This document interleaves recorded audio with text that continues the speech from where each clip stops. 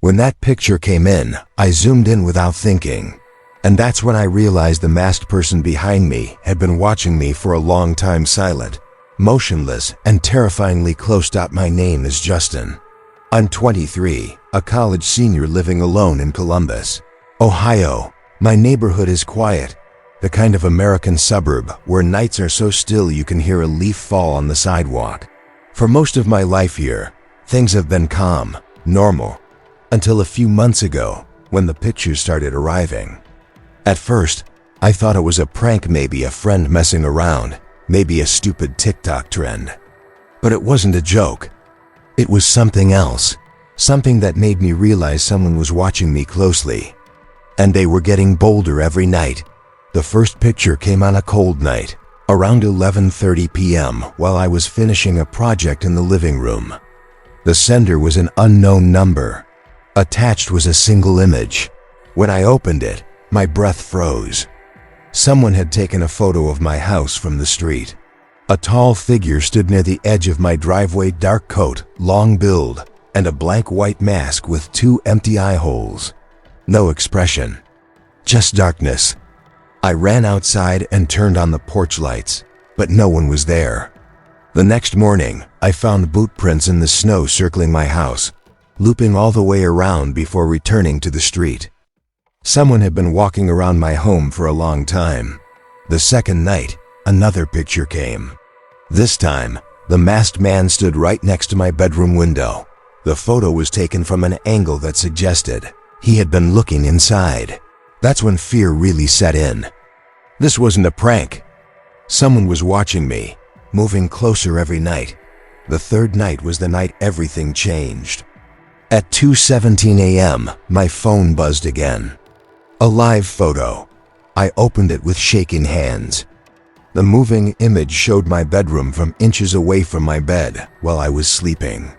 Someone was inside my room, standing right next to me, holding their phone above my body. The last frozen frame of the live photo captured the sound of their breathing, slow, deep, and too close. I jumped up, turned the lights on. No one. But my window was slightly open, and small melted pieces of snow were scattered on the carpet. He hadn't just watched me from outside. He had been inside, standing over me. I checked the entire house. When I reached the basement, I stopped in front of the storage room door.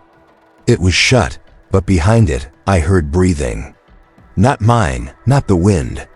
Actual breathing. Slow, controlled, like someone trying hard not to make noise after hiding for hours. My heart slammed against my ribs. I dialed 911 and ran upstairs. But just as I reached the middle of the staircase, my phone buzzed again. A new message. I'm still here.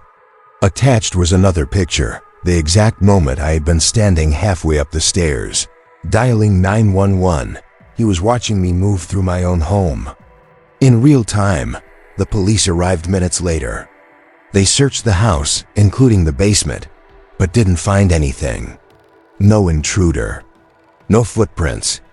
No evidence of forced entry. It was like the masked man had evaporated. But I knew better. He had been here, and he wasn't far. As the police were leaving, one officer, Martin, pulled me aside and lowered his voice. "You're not the first one," he said. He explained that dozens of people across Ohio had been receiving similar photos for weeks. And there was a pattern. In every case, the last picture the victims received was always taken inside their bedroom while they were asleep. After that final photo, the messages stopped forever. "Maybe he finishes whatever he wants," Martin whispered. A cold chill climbed my spine. I was next. For 3 nights after that, everything was silent. No messages, no pictures, no footsteps. I almost convinced myself he'd moved on. But on the 4th night, at 1:03 a.m., the number returned. One video attached. I hesitated before opening it. The video began outside my house.